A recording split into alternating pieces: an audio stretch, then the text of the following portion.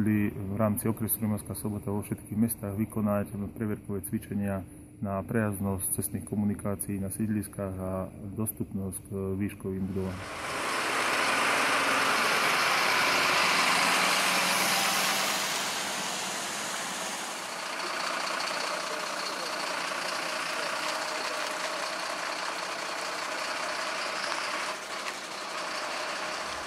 V rámci okresu už máme zabezpečené označenie všetkých nástupných ploch pri výškových budovách dopravnou značkou zákaz státia, avšak nie všade sa to aj dodržiava.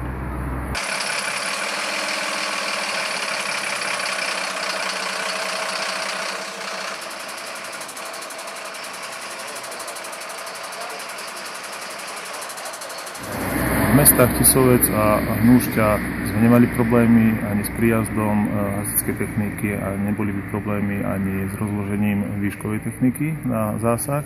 Problémy sa vyskytli v meste Rimavská Sobota na niektorých sídliskách, a to hlavne na sídlisku Rimava a na sídlisku Západ.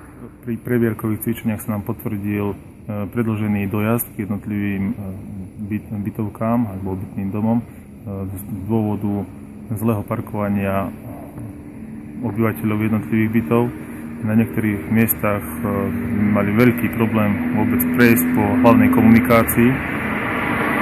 Pri ostrom zásahu má hasičský záchranný zbor právo odstraňovať všetky prekážky, ktoré bránia rýchlemu alebo prístupu jednotiek na miesto udalosti.